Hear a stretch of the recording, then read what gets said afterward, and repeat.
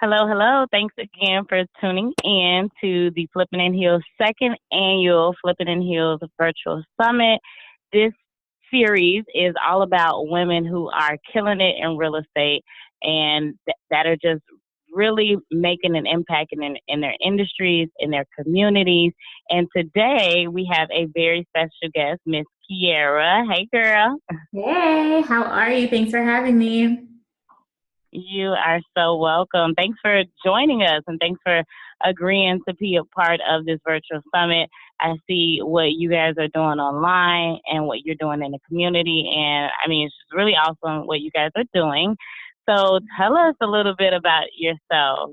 Yes, so I'm Kyara. I am one half or one third when you count Michaela of Charm City Buyers down here in Baltimore, Maryland, where we are really looking to transform what it looks like to be an investor, to be a developer, to be a landlord, and really model our approach and strategy around how we build communities. So we have about 20 rental units in Baltimore and actually out of state as well.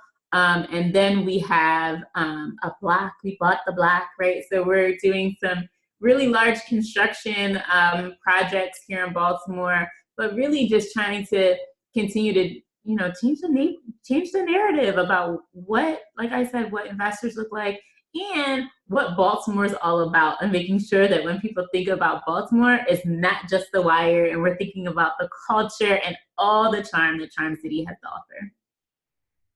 I love it. I love it. So you mentioned change the narrative.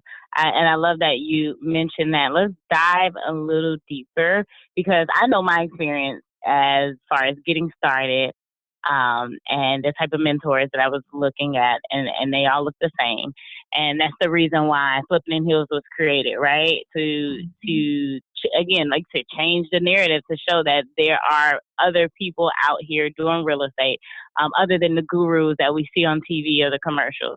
So yeah, let's dive a little deeper into that because it seems like you're very passionate about that part. Yeah, no, absolutely. I think for us, when we first got started, we were 22, 23, or 23 and 24. And, we were super young, Black couple. There weren't tons of people for us to look at the time to say, wow, that, those Mm-hmm. of us, I can see where we're going in them. And what we learned was that a lot of times, the difference between doing and not doing has a lot to do with how you see the people around you and how you see yourself. And that was really why we started to share our story with Charm City Buyers, because we honestly didn't tell anybody what we were doing, family, friends, anybody, until we had quite a few units under our belt. And that was for us at the time to try to just protect our goals, protect our passion, protect what we were trying to get, and not be infiltrated with everyone else's fear. And so what we decided as we started to get, scale more and more quickly was that not sharing our story and providing that new narrative was really doing a disservice to people. And so that's Mm. kind of where some of that started, because we knew that, when we were offering our tenants ways to build their credit by paying their rent, like that was different. We were thinking about our opportunity to be landlords and build generational wealth. We thought of that obviously being really, really great, but also thought about how we could impact our tenants' lives and really start to help and transform them from being tenants to being homeowners in these same communities. And so when I talk about changing the narrative, it's about how we try to become and embody as much as we can what we didn't see when we got started. And that, has a lot to do with not having a mentor or a coach when we started. Mm-hmm. Has a lot to do with how we think about and approach challenges and situations and interact with our tenants and, interact with community associations, whatever it might be. We're going to do it in a way that, a lot of times makes people like, like that's kind of cool, or, that's different, or wow, if they can do it, so can I. And that's something that we're really passionate about. Right, right. Absolutely. I think it's interesting, and you guys are. It's so funny, but it's so true, right? You say you didn't want to be infiltrated with other people's fears on you in regards to what you're doing. I mean, I've seen so many like negative comments or so much about like oh, house hacking, it's the new thing now, right?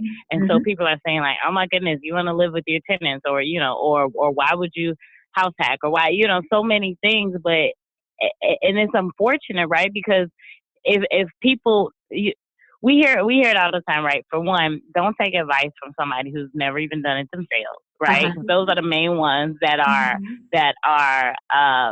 trying to talk bad about what you're doing. But Yep. even just your friends and family, like like you said, they tend to cast their fears onto you, and they don't even realize that they're doing it. But you're like, well, you know what? You haven't, you don't even own your house, you still rent or whatever case. Right. So why are you telling me about XYZ? So I totally get that. And then but I love the other side of that too. You realize that, what, even though, we've tried it out, we've had our success, and we are creating a system that works. Now let's open it up to the community, because we're actually doing a disservice by not sharing with people what we're doing. So I definitely get both sides to the coin. I definitely get it. And I'll be But honest okay, with good. you, when we started like the Charm City Buyers Instagram, or started to share on Facebook, or even right around the time we did the Flippin TV show, we did, at that point we figured like, can't nobody say nothing to me, to be honest. Like, we got to a point where, like, we can say whatever we want, because who you can't really say anything to us about what we're doing at this point. But when we were 22, 23 years old and doing $120,000 renovations, how do you explain that to someone who makes $50,000 a year, that I'm spending more than twice that on a rehab right fresh out of college? Like, it doesn't make sense to people who haven't been exposed to those types of things. And that's no fault of their own, to your point, right? Their intentions might be good, but you can't let someone else's fear hold you back.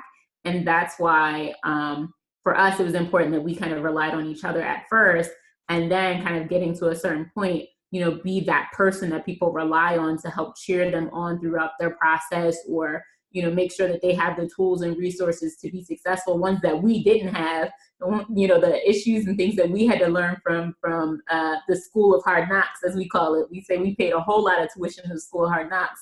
How we're able to help people navigate and avoid those types of things now that we've kind of made it through some things, and obviously continuing to learn every single day. But it was important for us to become the resource and the mentor and the coach that we never had, as we're looking to change that narrative. We need more than just us, right? How do we get more people to understand the value of investing in real estate, the value of building generational wealth, right? Not just the cool, sexy thing that's on TV, which is great, right? And it works well, but how do we talk about generational wealth? How do we change generations through smart financial decisions and investing in real estate as well? And so it became like this kind of bigger passion project and a bigger vision. Love it, love it, love it. Okay, cool.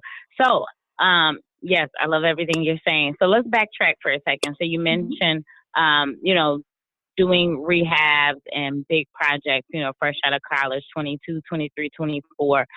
What did those first couple of deals look like, and what system, so to speak, did you have in place, or what's everything that you had checked off, right? Because a lot of people will use age as a disadvantage, right? They'll say, "Oh, I'm too young," and so right now, like I say, you're 22, 23, 24. When you guys first got started, so what did that look like? Just making sure you had certain things in order and actually be able to get the things done that you wanted to do. Yeah. So what I usually like to say is that at that age, we weren't really old enough to have some of the fear that we probably should have, right? When you're that young, you're kind of fearless. And we were... You're like, let's go. Let's do this. Let's do it. So we said that we wanted to get started in real estate around July. And by October, we had bought the first deal. And that first deal was a 3-unit shell. No copper, no mechanical systems, nothing. 3-unit shell, completely. Had about 47 windows. It was a huge rehab. And so what we did, what we were really smart about doing, what we did really well, is we built the right relationships. So we would go and we would network and we talk to people about what it was that we were trying to accomplish, our vision for the neighborhood, because we bought that property in the hood, right? So what it was that we wanted to accomplish in that area, in that neighborhood, where we saw ourselves going, and really just shared our vision and our passion. And that resulted in some really critical relationships that I think helped make that project successful beyond just the sheer importance of mindset, right? We had the mindset where it was like, we're no fear, we jumped in. There were tons of failures along the way, but nothing could stop us from getting to where we wanted to go. And that is the most important part of that deal and any other deal we've done since then is that mindset piece. So between having that right mindset and being able to network and build relationships, that's what made that deal successful. Good stuff. And so this 3-unit shell, how much did you guys buy it for? Yes, so we bought that property for $26,000. We originally said that we were going to wholesale it. Quickly learned, because we didn't know the neighborhoods the way we should have or could have, quickly learned that neighborhood was the hood and not a lot of people want to invest there. And so we decided that if no one else saw the value, we did. And so we were able to secure $120,000 to do that renovation. So we bought it for $26,000, rehabbed it for $120,000. We bring in we still own it. We bring in probably around $2,600 almost a month over there, with a mortgage of about $875. Love it. And then was that the type of mortgage that you just were able to secure as far as the rehab? You were able to secure it just based on the value of the property, or was it just you guys, just qualified for it off of pure credit? Yeah, because you didn't have the experience, right? So that's one of the key relationships that we were able to build. So we actually, this deal actually set our whole foundation for what we're really passionate about, is making sure people understand how to use other people's money. So we built a relationship with a nonprofit who bought into us, and they actually provided the rehab funds to do that deal. So our first deal was with a nonprofit whose their whole mission was and focus was in the same neighborhood that we were investing in. And so they bought in us. We did the property, did that rehab, and now that neighborhood is inhabited by the community, like the same community, but there's like a community garden across the street now. There's all the vacants that were up and down the street are now renovated. Like, we've really sparked rebuilding this neighborhood and keeping it, keeping the folks who have lived there for 20, 40, 50 years are all still there, but now they can live in a community that's safe and has, green. It's just really, really dope, to think about. That's awesome. Yeah, I mean, you guys are truly a staple in the community, and like you said, the individuals who live there 30, 40 years now, it looks and feels like a community again, I'm sure. Exactly. And so, and that's amazing. Talk about divine connection, because you guys were able to partner with, like you said, this nonprofit. So originally, your goal was to wholesale the property. You wanted to get rid of it, but you kept it. You were able to. I guess I would say you did your research, and then you found the nonprofit after you decided you were going to keep it. So we're really big on having multiple ends we were starting to have conversations about just in case. And that was one Yeah. of those conversations that we were having. So it was multiple things going on simultaneously. And then as our discussions with that nonprofit progressed, we kind of left wholesaling to the side, realizing that this was a really great opportunity for us to not only add value in the community, but, and ended up with our first really, really solid rental. I love it. That's awesome. There's so many nuggets in there. One, relationships. Two, due diligence, research. Right. There's so many nuggets in there. So, good. Okay. So, moving right along. Developer/landlord. So, where do you want to start with that? Because we can. I probably got like 100 questions on both. We don't have time for all that today, but which avenue do you want to jump in first? I think the construction, all that stuff, that's all really sexy on TV. So I think for me, I think being a landlord is our foundation. So let's start with the landlord stuff. All right. So we already know your 3-unit shell. You still have it today, and then from there, what was your acquisition strategy in regards to saying, okay, we have this property, we rehabbed it. This is now going to be a rental. We're just going to keep buying more, and then are they in the same neighborhood or different neighborhoods? Yeah, so the second one is in different states. So the first property we bought we were living in Connecticut at the time, but during all of that fun drama of that property, we realized Michaela was coming to join us. So we decided to move to Baltimore right before I had Michaela. And so that property's up there. The rest are in Baltimore.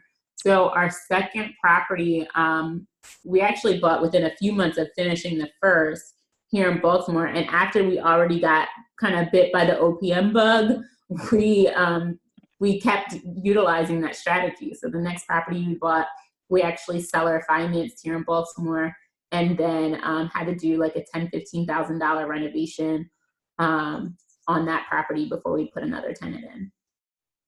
That's completely genius. You said the OPM bug, not a bad bug to be bit by. Absolutely. Explain to the listeners a little bit about seller finance strategy. Yes. So seller financing is when you are able to negotiate usually directly with the seller, so that rather than say they ask for $100,000 to buy their house, rather than paying them $100,000, you might pay them $1,000 for 100 months, for example, right? You're able to essentially finance that deal and make the seller the bank rather than getting a loan from an outside source. So it's really just all about making the seller the bank. Right. And then what are some of the challenges that you could have with a seller finance deal?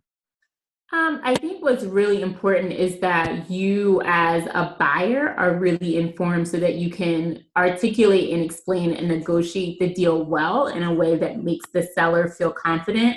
And then most of the rest is done by an attorney, right? Who's going to put together a lot of the documentation, and then you'll pay every single month and do everything essentially the same way you would handle a bank. Right.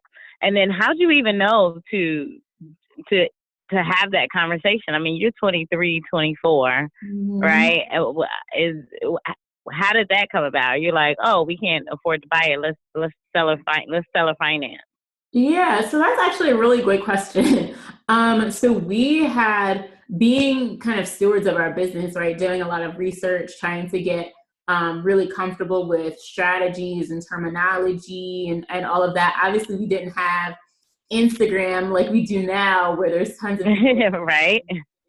But we were working really hard to get informed on how the people who were really successful in real estate, how they're able to do it. And so we And we were still really enamored with the fact that we were able to secure nonprofit funding, which no one really ever thinks about, on our first deal. So we were all about thinking outside the box, being creative. How do you just solve problems and get stuff done?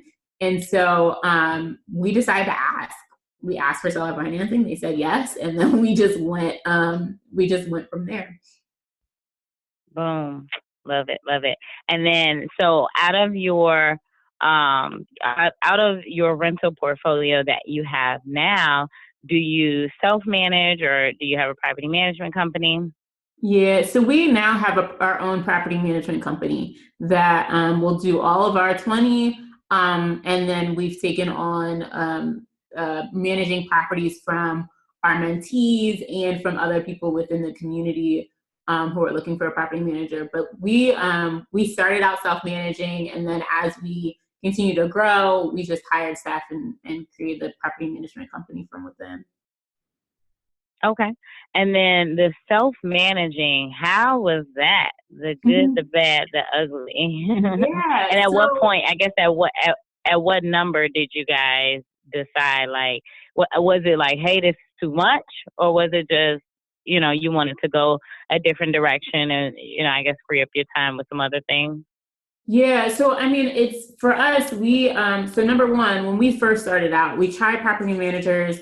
We just didn't like it. We didn't like it. We didn't like the service. We didn't like it wasn't the lift that should have been, right? They should be taking a lot of the time and the effort off of you, and the property managers that we had worked with weren't doing that. So we self-managed from very early on. And now that we have 20 units, my time's better spent doing other things than kind of doing the ins and outs with the tenants every day. So it just made sense that I hire someone to be able to manage my properties as I'm doing some of the other deals and projects and things that we do on a day-to-day basis. And so it kind of just scaled as our company scaled, so did our team, and it just made sense to hire someone to help us out. But yeah, when we first started, I mean, we tried the property management route again, and it just wasn't what we wanted. And then it got to the point where it just didn't make sense for me or Khalil to be running back and forth to houses for different things when we could hire someone to do all the coordinating, and we already had a maintenance team to be able to take care of things. Okay. Would you have done it any differently, or do you like the experience that you learned while self-managing, right? Yeah. Do you think go ahead? Yeah, I think what you have to do when you're trying to decide between self-managing and hiring a property manager, one, you have to assess your own time. Like, how much time do you have to put towards making sure that your property is successful? And you have to take a second and analyze your team. Do you have a team to be able to handle maintenance calls, whenever they pop up, you can get things done quickly? If you don't have the time and you don't have the network, you might want to really take that time and analyze property managers. You do need to do your due diligence. Don't just hire any Bob or Shirley to come manage your property, because but you have to kind of take that self-assessment and see if you're able to put what you need to put in to be successful to self-manage. Now, I will say, when you self-manage, you're going to learn a lot. You're going to build a really strong team. You're going to learn how to manage folks from a maintenance perspective. You're going to learn how to, leasing and interviewing tenants and, going through that whole leasing process and the whole 9 yards. I think there's a lot of value in doing that, especially if you're looking to grow and scale, because it gives you the understanding of what it actually takes to manage a property. So if you do decide to hire someone as you scale longer term, you're better informed on making decisions and figuring out, does it really cost that much to plunge a toilet? I don't think so, right? You can better assess what's going on with your property if you're more informed. So I'm always kind of back and forth on what the best strategy is. I think the very first thing people need to do is a self-assessment. Like, does it make sense for you to even try if you don't have the time and you don't have the network? And maybe you can hire a property manager that'll give you the insight. Like you can ask them who are they using and give you more information on what's going on. So at least you're learning from an ancillary perspective. Right, absolutely. And are you even a people person, right? If you don't like dealing with people, you probably shouldn't. You probably shouldn't try to self-manage if you don't like your phone ringing. Right, absolutely. Good, good. So moving on. So you guys. So you mentioned out of state, because from where you first lived, and then you moved to Baltimore. So that first property, is that the only one that's out of state, or you have properties in other states also? That is the only property out of state right now. Yep. Okay. Okay. And then in regards to the Baltimore area, how many different communities are you guys in, or all of your investments in one community? Yeah, obviously the block's in one community because it's on one block. But when we first started Right. in Baltimore, we were kind of all over the place. Like we were just like buying stuff up here and there, and so we have property literally all over the city.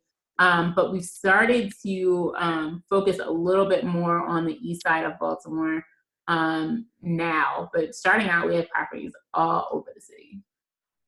And you went on a buying rant. I'm sorry? No, I say you guys just went on the buy crazy. You say you just buying all over the city. Yeah, we were going where the great deals were. Like we were just going where we saw opportunity, and that's partly why too we talked so highly about Baltimore, because there are so many different things happening all across the city that you buy north, south, east, west, it doesn't matter. There are things going on that are huge for the city that's just going to skyrocket a ton of neighborhoods. And we kind of saw that really early on. And so we were kind of just, doing a little bit of everything. Now we're a little bit more focused. But yeah, girl, we were all over the place. Well, I love it. I love it. And then, so with that buying all over the place, I'm sure you're not just a landlord. I mean, and that's one thing I love about everybody that is on this summit. We have titles, but your experience and your reach goes a lot further. So I can imagine with the buying spree that you guys went on, you probably sold a few deals too in between. You probably done some wholesaling. Oh yeah, definitely. So we definitely done some wholesaling. We've done a ton of co-wholesaling too, right? So we get a ton of deals that we come across that may or may not fit us, especially now that we're really focused on the block project. So we'll do more wholesaling, which is awesome because wholesaling is a really awesome ROI. And because a lot of our deals, we were using a lot of the same marketing strategies that wholesalers would use themselves. So if for one reason or another, it didn't fit for us, it was just a really easy way to still get the return on our time for marketing. Right, which makes sense. And I want to dive a little bit deeper into that because I think it's great that even though, being a landlord is your main strategy, that was your very first entrance into investing, but you noticed that there was opportunity to do something else along the way. So wholesaling, let's explain or break down what wholesaling is. And then just how do you think it's affected your business and your relationships? Sure. So wholesaling is when you are able to identify and find properties at a discount, at a deep discount, right? So usually you're thinking about desperate sellers, people who really want to get rid of their house, but may not have the connections, may not want to work through a realtor, etc. And so you identify those people, negotiate to get those properties under contract at a discount. And then what you end up doing once you get that property under contract, you essentially sell the rights to that contract via what's called an assignment to someone like me who wants to buy the house to keep it or flip it or whatever. And you do that and you charge a fee. And so a lot of times wholesalers will charge, $3, $5, $7, $10,000 or more to give an end buyer, someone like me again, who actually wants the property, the rights to have it after negotiating with a seller. So really, it's a lot of paper pushing, to be completely honest. That's what I call it too, paper pushing. To someone else. Love it. Yep, that's what I call it too, paper pushing. A true legal hustle. Right. Good. So what's next as far as, I mean, you guys are property managing now. You are a landlord. You're building a block literally. So what's next? Is it more of, I guess your initial strategy, like buying, rehabbing, and renting, or is it like, I'll let you go. Yeah. Right. It's like there's so many different directions to take. I think Right. Every time we say something like, or hint towards just kind of like taking a break, right? We hustled really, really hard throughout our entire 20s. Like, oh, maybe we'll just kind of coast for a little bit. And every time we say that, new things pop up. And so honestly, I like to say the sky's not even the limit, right? So I can't even say for sure. And some things I'm probably not allowed to say on where we're going, but definitely really looking forward to continuing to change that narrative, right? Continuing to push the envelope. Before we were really showing what some of the possibilities were for, some crazy 20-year-olds. And now we're a little bit older, a little bit smarter, and have some stronger relationships where, we're getting pulled into really dope rooms and having amazing conversations about where Baltimore is headed. And we're just really excited to be part of those conversations and continuing to push the envelope. Absolutely. Yeah. And I mean, it's a blessing because, like I said, when I first got started, I looked around and I didn't see a lot of people that look like myself. So now that, like you said, what you've done, you've hustled really hard, and now you're in those rooms being the decision maker, definitely making an impact in the communities. I love it. And so, like you mentioned before, you're 1/2 or 1/3 of Charm City Buyers. How would you say investing or building a business with a spouse? How has that? I'm sure it's all been good, right? Oh yeah, all the time. I'm sure it's all been. I'm sure it's all been good, but share with us a little bit about that, because I mean, our listeners, we have some people who are single, we have some people who are married, we have some people who are in relationships, and then you have some people who really want to get into real estate, but their spouse may not really care about it.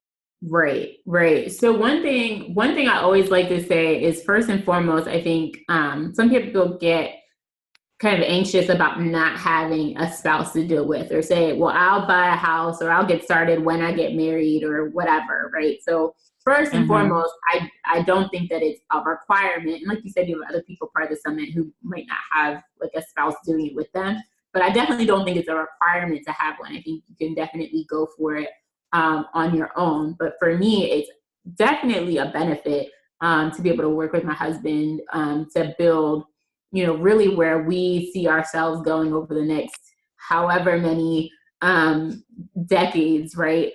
And so for us, he likes to say that rather than having, 16 hours in a day to work, we have 32, right? We're able to multiply each other's efforts and really hustle and get things done and balance each other extremely well. And, what he's really, really great at, I might not be, but there's things that I'm great at that is an opportunity for him, right? We just are really, really great at balancing each other out. And we just have a really fun time. Like it's fun to be able to laugh and enjoy yourself while you're working, and have the opportunity to, for him and I to hustle together for so long and then be able to transition to really focusing on real estate full time is just really dope. So we have a pretty good time. It's a lot of fun. We kind of go to sleep talking about real estate, but it's a good thing in our house. Yeah, of course, building that generational wealth, and yeah, it is really dope. So in regards to the development aspect, you guys are landlords, but then like you say, you're developing a block. Like Mhm. most people could only fathom what that looks like, and I mean you guys are young. Like you you haven't been in real estate, 30, 40 years or anything like that, I mean, well, if you double your efforts, right, Right. Yeah. you can multiply that. But just share with us like that experience, and I mean the pros, the cons. Is there any fear and everything that you guys have Girl, going on right fear. now? Is there any fear? Serious is a block. Of course there's fear, right? We want to hear about it.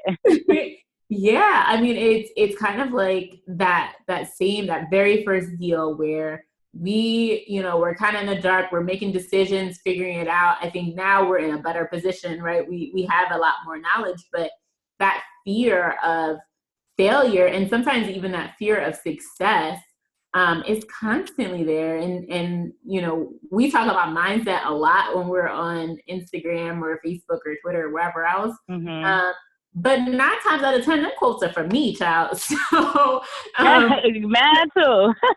like we're still, we're completely normal. There's a ton of fear that comes along with it, but there's also the knowledge and understanding of what it looks like when you push through those feelings, and understanding the value of having a really strong team. And so we built that team. We know where we're going, what we're trying to accomplish, and it's going pretty well. We had an inspection earlier today, and all this other stuff. There's stuff constantly going on, but yeah, there's absolutely fear that comes along with taking down such a huge undertaking. And yeah, we are young, but for us, that wasn't a reason not to. The reason to do it was that there was a neighborhood that was being suppressed because there were investors who bought these houses for super cheap and just sat on them and refused to do any work to them because they weren't really willing to take the risk. And so that negatively impacts community. And we saw the opportunity. We knew that there were tons of things going on that were super positive in the area, and that all it took was for someone to be willing to take the leap, and we decided to do it. And so has it been complete perfection the entire time? No, but are we've sold houses, like we're going through the whole process. It's just a lot of renovation, a lot of construction, and a lot of just pushing through and getting stuff done.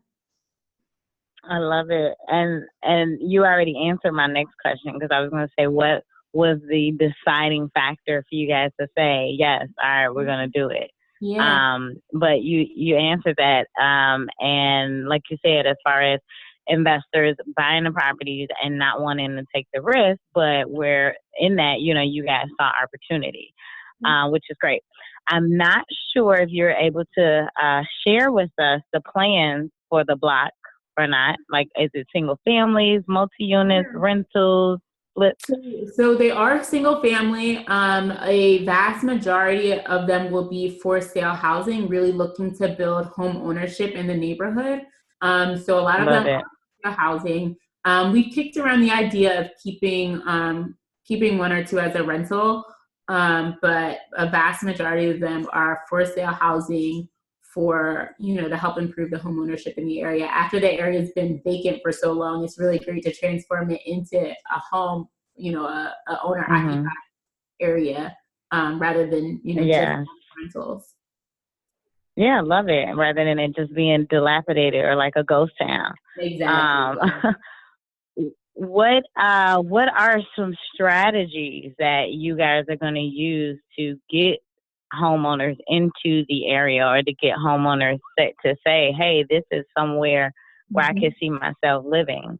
Right. Yeah. Really great question. So definitely, again, like those relationships. So pre-sales are amazing, right? You want to definitely pre-sell when you can. But beyond we also have some financial incentives and things that we were able to put forth with the houses, like historical tax credits that keep the taxes low over the next 10 years and kind of incrementally increases rather than having a huge jump, which gives people more purchasing power. If you don't have to pay as much taxes, you can afford a little bit more or save some money. And so that's really great. And then we have another incentive where the buyer actually gets they actually get money as a percentage of how much we spent in construction based on a program that the state of Maryland has. So that, we spend $100,000 in renovation and they can get, $20,000 back, which is really cool for them as well. So we took advantage of a few programs that are here in Baltimore City and in Maryland to help incentivize the investment in these neighborhoods. Wow, I'm gonna call you the resource maven. I'm gonna call you. I'm like, girl, I need you to help me find some programs in Chicago for this because because you found it, right? Like you are all over. Like most cities and states are just copying each other. So a lot of times, yep, another city does as well. Yep, I truly, strongly believe that. And, and that's what baffles me when people, we see it on social media, you make a comment about this opportunity or that opportunity, and people are always talking about, oh, well, we don't have that here. We don't have that there. And it's like, I'm pretty sure you do, or something similar. Have you tried? Have you looked for it? Have you done the research? Right. So I love that. But yes, I mean, that was a great answer too. Being able to provide a resource, and you guys, the listeners, you guys can utilize this in whatever your business is, right? If you want people to work with you, if you want clients that you're able to serve them, think about how you can really serve them. What benefits are you providing them? Yes, you're providing them a great home, a great product, a great, but a great quality product, but what incentives can you give? So I'm huge on that. I have a partner here in Chicago that I flip properties with, and right up front, we already have like a seller credit worked into our budget because it makes sense. It's an incentive. Everybody's going to ask for it anyway. And so if I put it out there, and being a realtor probably helps me know that and think about that, because I was like, look, we need to work this already into our budget because our homes will, the end goal is to obviously get it sold as quickly as possible. So, there's as a realtor, I see that for some properties, it's like, oh, the agent will get an extra bonus if the property is under contract by, this date. Well, the incentive isn't to the agent. It doesn't matter. The buyer is the one who needs the incentive. The buyer is the one that has to pull the trigger and sign on the dotted line. So that's genius. So, okay. With so many nuggets here, what would you share with a newbie looking to get started? We'll talk about being a landlord first. What would you share with someone looking to get started? Yeah, I think it's important as a landlord. So being a landlord and investing in property long-term is long-term. So I think one of the nuggets that I always like to share with people is, don't focus on the short-term ups and downs, right? Focus on the long-term goal, which typically is appreciation, a paid-off house, all of those types of things. And so don't get caught up in the short game, focus on the long. Yeah, absolutely. Yeah, I had a mentor at one point who owned about 400 units at the time of this conversation that he and I had. And he said apartment buildings are recession proof. He really believed that apartment buildings are rentals, right? Because, and as he broke it down to me, he said, think about it. 2 bedrooms in Chicago, if a recession hits, the price isn't going to go down. The price is going to go up. It's either going to stay the same or it's going to go up. And looking at the last 5 years, it's done just that. It's either stayed the same in certain areas, but of course, renovated units, I don't care where it is in the city, it's going to go up. Right. And you're absolutely right. It's for the long run. Someone that's looking to get into developing, what would you share? Of course, probably a newbie wouldn't get started, but somebody who eventually, I do talk to people who say, I do want to build blocks in neighborhoods and those are their aspirations. What would you share with them? Right. I although our first deal was huge and it was a huge undertaking, that's not typically where I recommend people to go. So for those that are interested in developing, I would suggest that you kind of crawl before you run, and really get into the game. I think sometimes if you're just kind of looking at social media or whatever, it can look really simple and easy in a few pictures. But there's a lot that go into it and behind it, and it's really important that you or understand what you're doing. So not discouraging anyone from it, but I think it's important that people don't feel like that's where you have to start because you watch flipping shows on TV or you see people on social media showing these complete tear down houses being turned into homes. You don't always see the fight that goes behind it, and I think people understand that.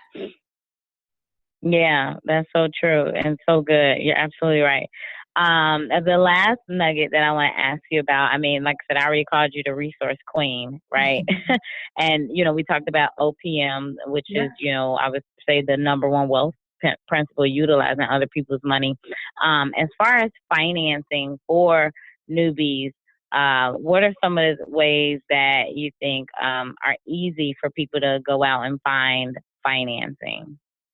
Yeah, I think what makes the process easier is one, making sure that your personal finances are handled and under control, right? I usually say, Girl, you better preach. Yeah, you better preach. Handle your own finances before you take on somebody else's dollars, right? So that's first and foremost. But beyond that, I think understanding like your relationship with money. Usually once you get that handled, you understand that money, people look at me when I'm crazy for saying this, but money is not terribly hard to get if you understand money, right? You understand how to make it, you understand how to put it to work and all those types of things. And so once you get a hold of that, I think understanding how to get financing and be creative and OPM and whatever, or even just understanding if you do work at a bank, what their motivation is and how you can leverage that. Like you really start to put yourself in a position of power. So I think it's really important to understand money. And then once you start to learn and understand OPM, I'm telling you, the sky is not the limit. I love it. Love it. The sky is not the limit. You are absolutely right. People tell you all the time, oh, you can invest. We hear the gurus, right? You can invest, no money, no credit, no money, no credit, just buy our $50,000 program. But, no money, no credit. And what I like to say is, yes, while that is absolutely true, they forget to tell you the third thing that you should have. If you don't have any money or any credit, you definitely need to have the knowledge. You need to have the education. You need to have the know-how in order to construct deals and put things together, right? You can be a deal architect is what some gurus call it, where you bring the this, the that, you mentioned a lot about teams. So absolutely having the teams in place, the lender, the private money people, the contractors, whatever the case, building up your resource list to where you can control a deal, even if you aren't physically invested in it by utilizing your own money on your own credit. So you're absolutely right. Money, knowledge, or time. Like if you're going to try to put it together, you got to have one of the three, and they got to be darn good. Right. YouTube University or whatever. So with that being said, thank you so much for all of the gems that you just gave us. I took so many notes. Is there anything, well, first of all, how can the people find you? How can people connect with you? And then is there anything that you want to offer or give the folks, what you have coming up? It's funny, one of the other ladies that is a part of this summit, I was like, do you have anything coming up? She was like, this is it. Like, y'all better tune into this. So definitely follow us at Charm City Buyers on Instagram, Facebook, and Twitter. And of course, you can find us at charmcitybuyers.com. Plenty of people are sliding in my DMs all the time, so feel free to do so. Say hello and say what's up. I do think kind of the theme of the conversation, a lot of it was around OPM, and we do have a class that goes through all of the strategies that we've used for OPM. And so I definitely want to share that with you guys and give you guys the opportunity to learn, what OPM is all about, how to leverage it, how to ask for it, and how to really go about scaling in a whole new way and thinking about money in a whole new way, because they print it 24 hours a day, 7 days a week. Why can't you get you some? I will definitely, I'll see if there's a few other things I can share with you and you can send out to everyone as well. But I just really want to thank you for asking me to join the summit. I think it's so great what you're doing, and I just love being a part of it. Thank you so much. All right, so I will talk to you soon. Thank you.